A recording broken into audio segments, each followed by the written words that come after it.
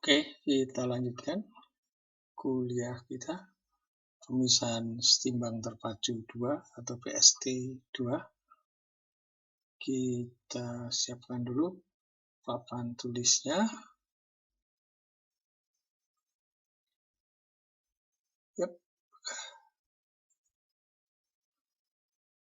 Kita menunggu dulu. Ya, kita siapkan pena. Minta warna yang hitam saja. Kita cek penanya apakah sudah bekerja.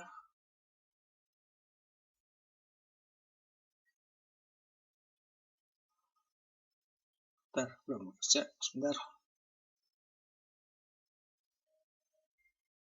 Sudah. Ya. Jadi pada kuliah sebelumnya kita bahas kelarutan asam, kemudian kelarutan basa dalam rangka enhancing expression kita, meningkatkan, memacu proses pemisahan setimbang kita. Nah, sekarang kita bahas yang berikutnya, yaitu protein. Mengapa ini beda? Karena protein itu punya dua sifat, ya, punya sifat basa dan punya sifat asam. Jadi adalah kombinasi asam dan basa. Nah, kita lihat gimana itu struktur molekul dari protein. Jadi kita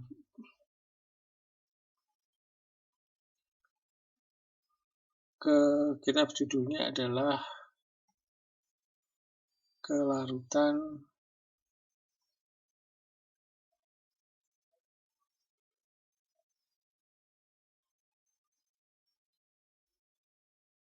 protein. Ini protein jelas penting bagi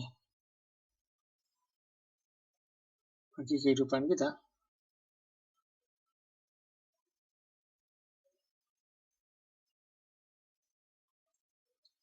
Manusia. Dan sifat protein yang sangat krusial adalah protein umumnya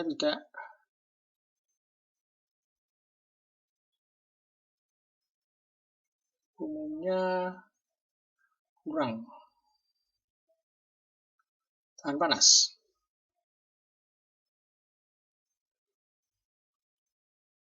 Jadi pemisahan protein ini kalau bisa menggunakan operasi yang suhunya rendah. Nah, salah satu diantaranya adalah dengan kristalisasi.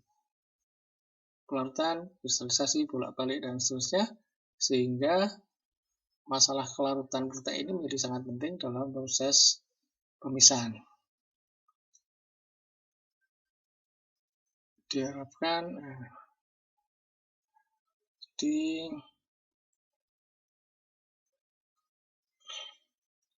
pemisahan dengan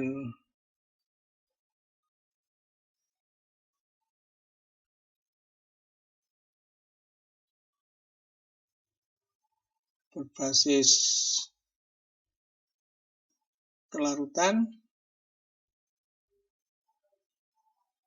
sangat penting bagi protein. Karena tadi sifat tidak tahan panas, sehingga kalau bisa dengan pengendapan, kristalisasi, leaching, dan sebagainya. Maka kita akan bahas bagaimana bisa mengenhance kelarutan ini, mengenhance sifat kelarutan ini untuk keperluan pemisahan. Bagaimana mengontrol kelarutan protein. Kita sering harus melarutkan dulu, di saat lain kita harus sudah memisahkannya. Jadi kita lihat rumus dasar protein. Ini yang sederhana.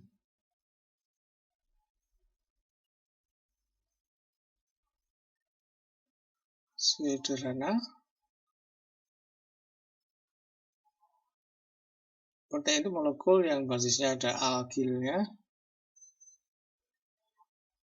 tapi dia punya gugus NH2 yang bersifat basa, tapi juga punya gugus COOH yang bersifat asam. Jadi dia bersifat sebagai splitter ion. Kalau banyak asam dia bisa menetralkan dengan NH2-nya itu yang basa. Kalau banyak basa dia bisa menetralkannya dengan bantuan COOH-nya ini. Nah, protein itu bisa COOH-nya bisa 1, bisa 2, bisa banyak ya. NH2-nya juga banyak, letaknya juga bermacam-macam, sehingga protein itu zatnya bermacam-macam sekali. Tapi kalau protein ciri khasnya adalah bahwa kita punya COH dan punya NH2. COH adalah asam dan NH2 adalah bersifat basa. Bagaimana pengaruh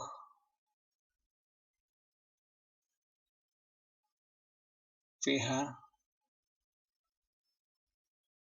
dan suhu? Tapi kalau protein suhu tidak usah divariasi banyak karena sangat merusak.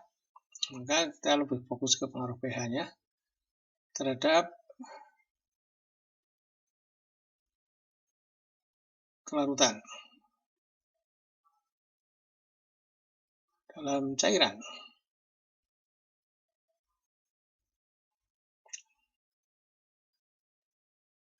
Dalam hal ini kebanyakan adalah air, karena solvent yang paling sering dipakai adalah air. Nah, kita ambil contoh sederhana. Kalau asamnya 1 saja dan basanya juga 1 saja. Diambil contoh sederhana. Monoasam, mono basa. Kalau polibasa, poliasam prinsipnya mirip, cuman nanti lebih ruwet. Jadi kita punya padatan, misalnya di sini. Protein tadi rumusnya R punya gugus basa, punya gugus asam, padat ini. Dia ada larutan di sini.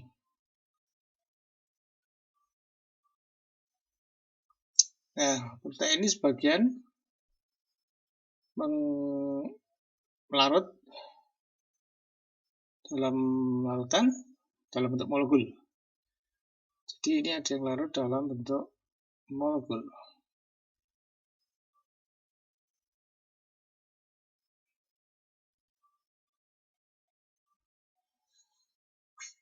Nah, dalam larutan ini bisa mengion NH2-nya dengan bantuan air, karena pelarutnya air. Ada H2O di sini.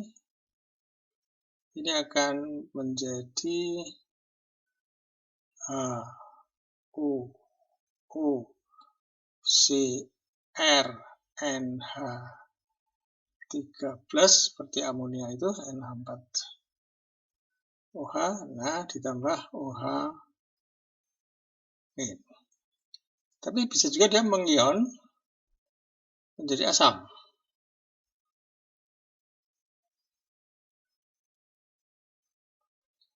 Jadi ini NH2-nya tetap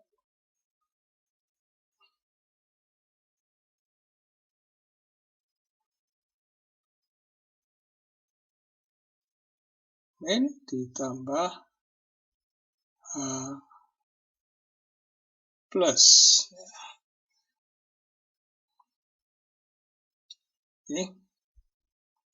Ini konstanta keseimbangannya adalah katakanlah K. asam, ini K basa. K basa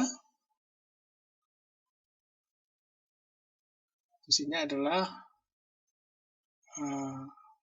UUR NH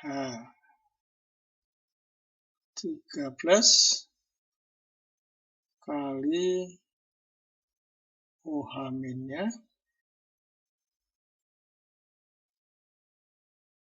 dibagi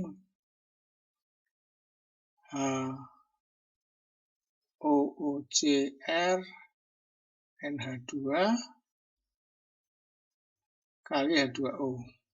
Tapi ini konstan, masukkan ke konstan ke keseimbangan.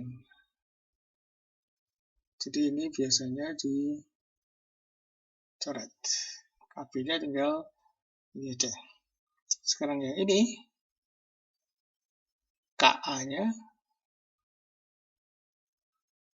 adalah jelas H plus kali OO min CR NH2 per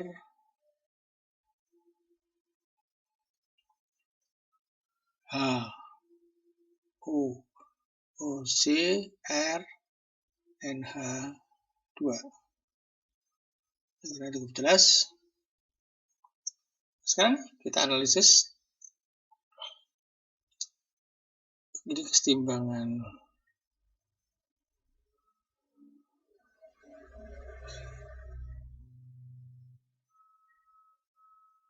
ionisasi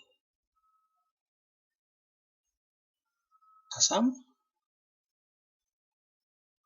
ini keseimbangan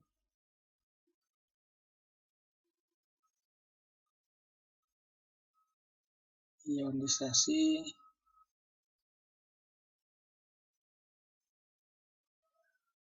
fasa. Kemudian ada keseimbangan fasa antara protein padat dan molekul protein terlarut.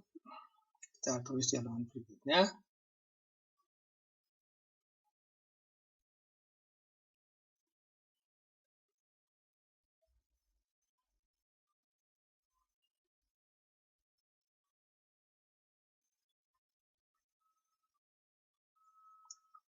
Antara protein padat dan protein molekul terlarut.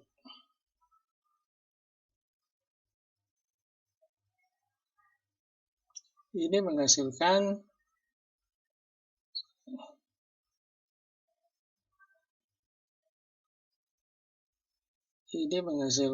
kelarutan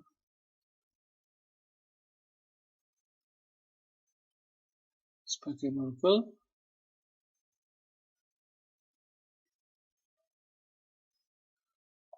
biasa kita sebut apa? CS. Selain itu, karena ini fasenya solvennya air, maka ada keseimbangan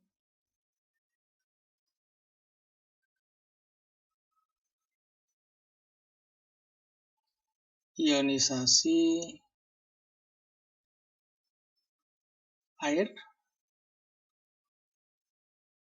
Biasanya H2O, kita tulis begini, kita model macam-macam keseimbangannya. Ini menjadi H, modelnya ada 3O plus, sampai kita buat yang sederhana, H plus dan OH min. Ini keseimbangannya apa? KW dengan H plus OH min per H2O. Tapi ini karena biasa ini berlebih, konstan nilainya, ini biasanya kita masukkan dengan konstantanya jadi 1. Jadi kita punya KW itu hanya tinggal plus KW-nya ini adalah KW yang asli tadi dikali konsentrasi H2O. Begini. Oke. Nah, sekarang kelarutan total protein.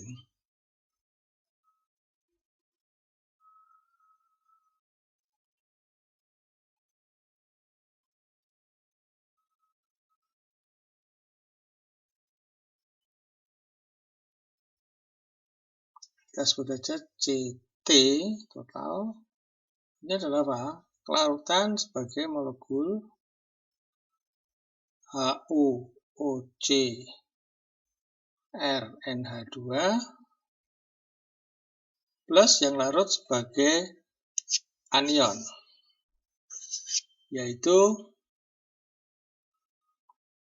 O- OCRNH2 plus yang larut sebagai ion basa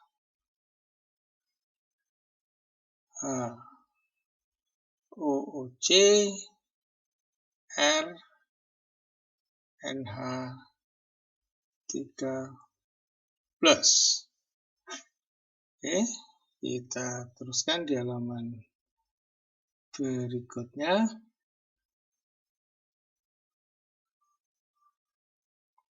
Yang kelarutan sebagai molekul kita diamkan saja dulu.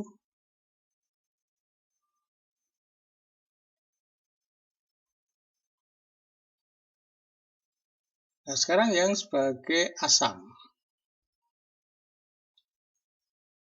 Ini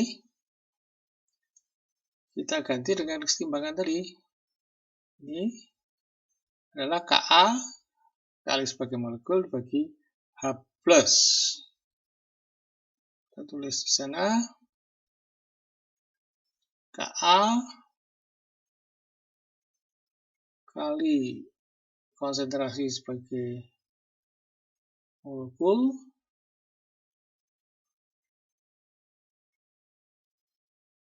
dibagi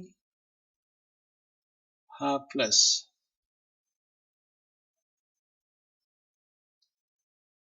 Oke, sekarang plus yang sebagai basa. Gimana keseimbangannya tadi?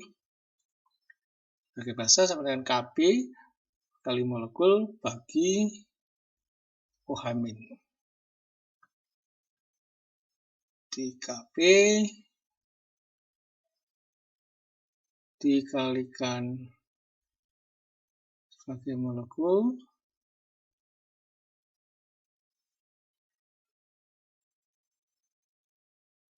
dibagi OH-.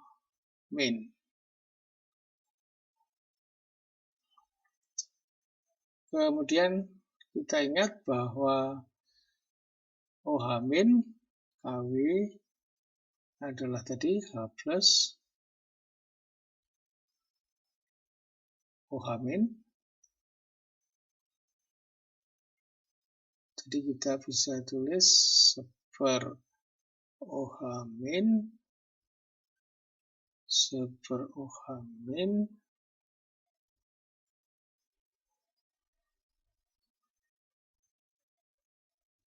1/OH- adalah sama dengan H+ dibagi KW. Sehingga ini CT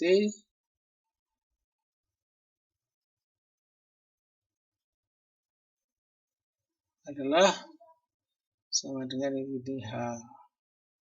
HOOC RNH2. Kita keluarkan aja masing-masing suku punya itu. Ini tinggal 1. Ini Ka dibagi H plus ditambah KB dibagi OH min. Ini kemudian kita hubungkan,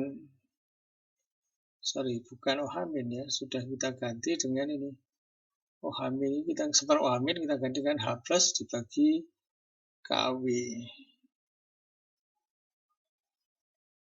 Jadi ini sudah menjadi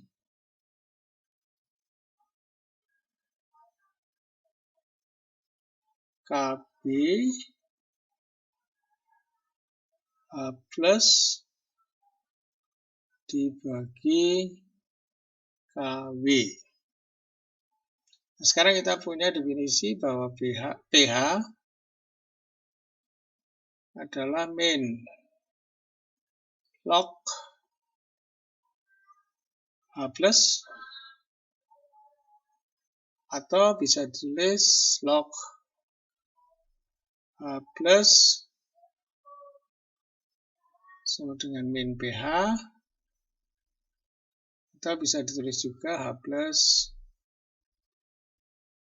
adalah sama dengan 10 pangkat min pH. Sehingga kita akan peroleh di sini CT, ini HOC ini kan adalah CS tadi, 1 Ka H plus, sudah diganti pH ya. H plus itu diganti dengan 10 pangkat min pH. Jadi ini tinggal Ka 10 min pH plus ini KB 10 min pH kita bagi dengan KW. Kita teruskan di sana. Tinggal penyertaan saja. CT sama dengan CS 1 plus Ka, kita lihat halaman sebelumnya. Ini pindah ke atas, Ka kali 10 pangkat pH.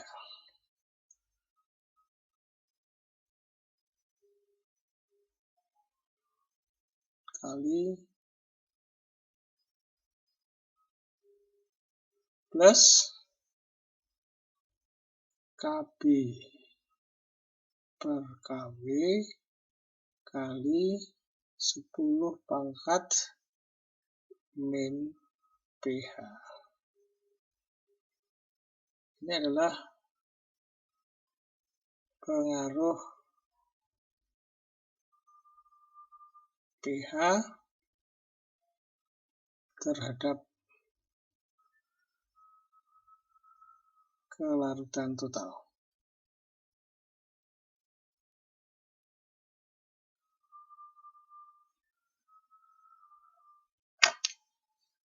Nah, kalau kita interpretasikan ini, yang tengah ini pH-nya 10 pangkat di atas, ini 10, yang belakangnya 10 pangkat minus, jadi ini malah di bawah ya. Jadi kesimpulannya apa? Kalau pH-nya tinggi, yang bagian tengah ini akan menjadi sangat besar, tapi yang bagian 3 ini menjadi sangat kecil. Ini adalah tadi apa? Asam, ini basa. Jadi ion asamnya, kalau pH-nya tinggi, ion asamnya akan banyak, ion basanya sedikit. Sebaliknya kalau pH-nya rendah, ini akan kecil, ion asamnya akan dari protein akan kecil, sedangkan lebih banyak proteinnya membentuk ion basa. Supaya lebih kuantitatif, kita lihat saja. Coba simbolkan dari bentuk persamaan itu.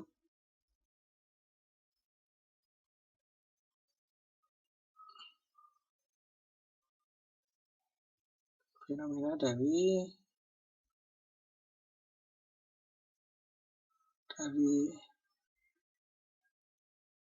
persamaan CT tadi.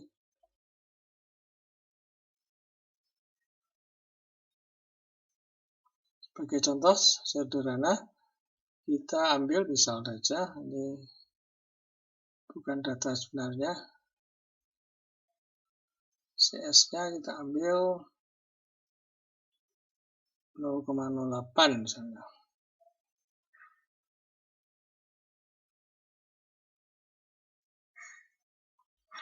Gram per liter. Lalu kita punya Ka misalnya 3/10⁻⁵.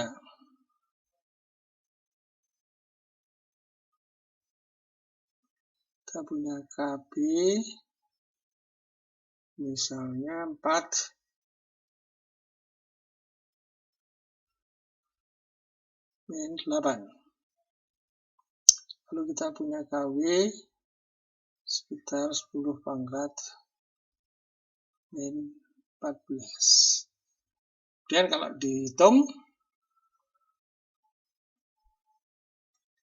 diperoleh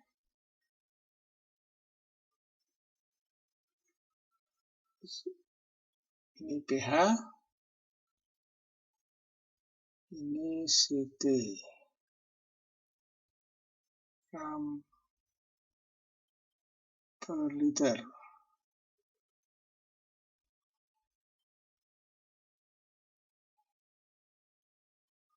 Kita lihat berapa contoh, misalnya ini dari 3,5,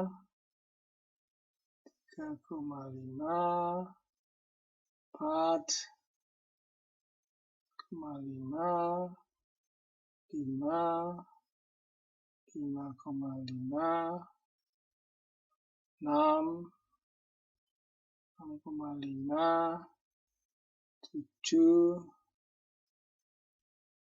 7,5, 8 saja. Bisa saya hitung, ini 320.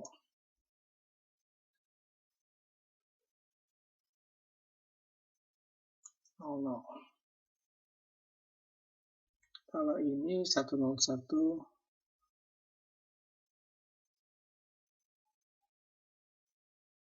kalau 4 itu 32,02,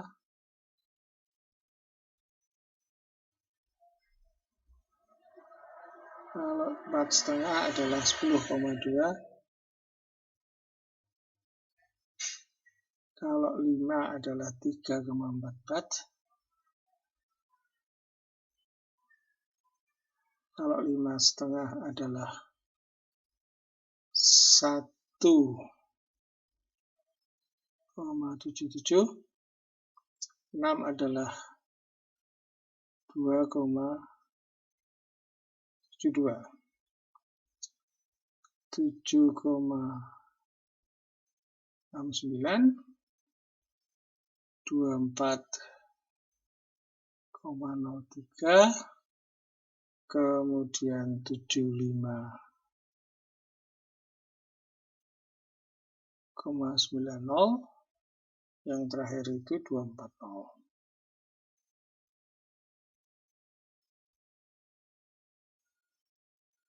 Kesimpulan kita, kalau pada kondisi pH rendah, asam protein itu akan larut banyak.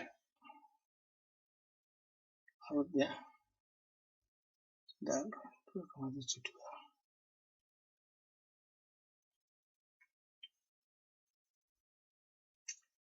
Di pH tinggi, dia juga larut cukup banyak, makin tinggi, asam juga makin tinggi.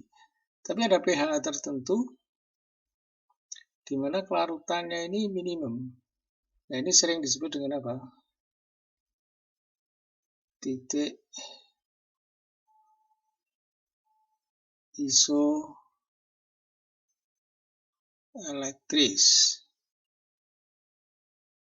Jadi kalau kita ingin mengendapkan protein, kita bawa ke pH titik isoelektris dari protein itu. Nah, perhitungannya adalah seperti ini. Tentunya nanti proteinnya tidak sesederhana ini, mungkin nanti lebih kompleks hitungannya, tapi prinsip hitungannya seperti ini. Misalnya yang terkenal adalah orang buat tahu, itu protein dalam kedelai, diambil ya, dengan cara apa? Kedelainya digiling, kemudian diekstrak dengan air pada pH yang relatif tinggi di sini. 7 atau mau dibawa ke lebih basah juga bisa. Sehingga apa? Larut proteinnya. Kemudian ampasnya dipisahkan oleh ampas tahu dan larutan protein dalam air. Nah, protein dalam air itu misalnya dengan apa? Dengan destilasi, repot dan sebagainya dan juga mahal. Akhirnya diendapkan dengan cara apa? Dibawa ke titik isoelektrisnya, yaitu dibawa ke sekitar pH 5,5 dengan menambahkan asam. Ya. Nah, setelah dibawa ke sini, dia mengendap, terus nanti tinggal dipisahkan, entah diendapkan atau disaring dengan kain, terus ditekan, dipres, akhirnya dapat tahu terus ditekan sedikit sehingga tadi seperti tahu yang kita punya itu tahap-tahap akhirnya. Terus ampasnya itu, airnya itu masih mengandung apa ini sedikit proteinnya. Nah, pengasaman dengan asam yang mestinya tidak bisa dimakan ya, dan jumlahnya terkontrol. Nah, biasanya kalau pedagang yang agak mau terlalu hemat, agak nakal itu mengasamkannya dengan apa? Tidak dengan zat yang bagus, tapi dari apa? Cairan sisa ini dibiarkan lama beberapa hari, akhirnya busuk. Busuk jadi apa? Jadi asam karboksilat ya. Jadi kalau busuk kan jadi asam karboksilat. Nah, lalu air yang sudah asam ini dipakai untuk mengasamkan larutan baru ini. Sehingga ya bisa mengendap. Tapi apa? Rasanya biasanya kurang enak. Ada pahit dan kecutnya sedikit karena itu adalah sebenarnya campur dengan busukan yang kemarin. Kalau yang tahu yang bagus tidak pakai kecutan istilahnya. Nah, ini kita pengendapan protein pada tahu, yang lain-lain juga bisa untuk bahan-bahan yang senyawa RNH2COH. Nah, pertanyaan yang menarik adalah lebih duluan mana orang bisa membuat tahu atau mengetahui ini teori isoelektris ini. Nah, jelas tahu lebih dulu orang membuat tahu ya. Tahu itu sudah zaman kuno, entah kapan tahu pertama kali diberikan, tapi itu isoelektris kan teori yang relatif ya belum lama diketahui orang. Jadi apa? Ternyata orang bisa praktek memanfaatkan titik isoelektrik lebih dulu daripada teori mengenai titik isoelektrik. Jadi pesan penting bagi engineer itu apa? Bahwa kadang-kadang kita harus menemukan sesuatu atau menemukan cara yang bahkan teorinya belum berkembang, datanya belum ada. Jadi kata yang lebih umum adalah engineer harus siap bekerja dengan data, teori, dan informasi yang kurang mencukupi. Nah, itu adalah semboyan engineer yang sangat penting. Jadi contoh makan,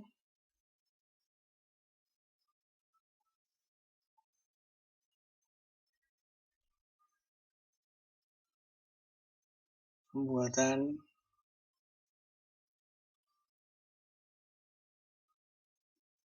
tahu. Tapi orang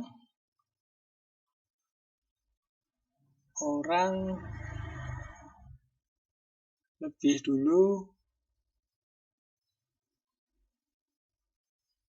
tahu cara membuat tahu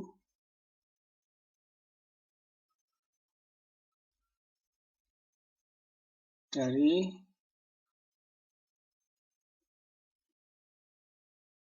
tahu titik isoelektris ya.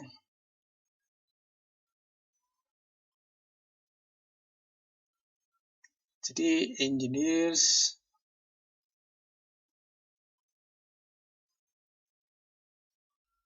harus siap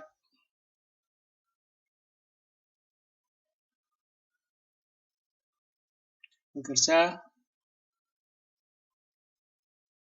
dengan data, teori, dan informasi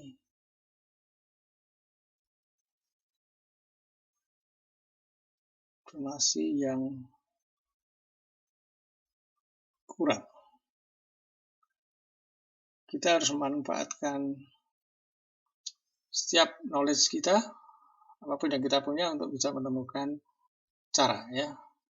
Yang penting dalam cara apa? Mengembangkan cara-cara ya.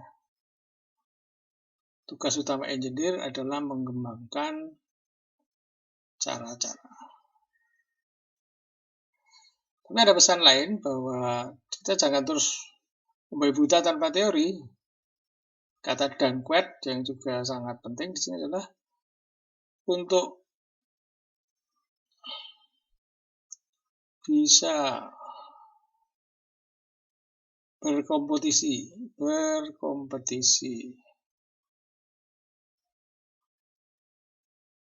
di dunia global,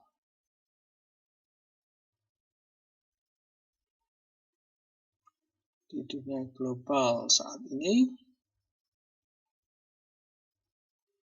pengembangan teknologi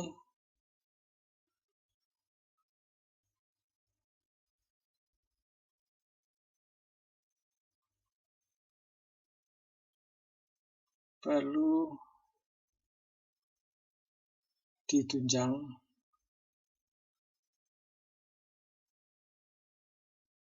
sains, teori ya. Bukan hanya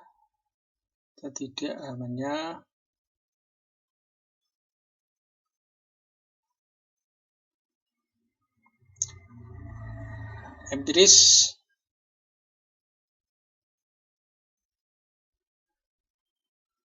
percobaan.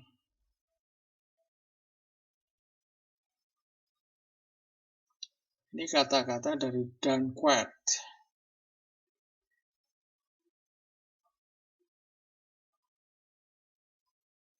Saya tidak hafal tulisannya, mungkin salah saya nulisnya, tapi kira-kira mudah-mudahan salahnya sedikit saja. Silakan dibaca dari aslinya kata-kata ini. Jadi kalau kita pakai teori tanpa teori, babi buta, itu nanti perkembangannya lambat. Dunia itu lambat, zaman sains belum ada. Tapi setelah ada sains, perkembangan peradaban menjadi sangat cepat. Nah, ini pesan juga yang perlu saya sampaikan di sini. Saya kira bermanfaat untuk disampaikan. Kita akhiri kuliah mengenai protein ini. Semoga bermanfaat.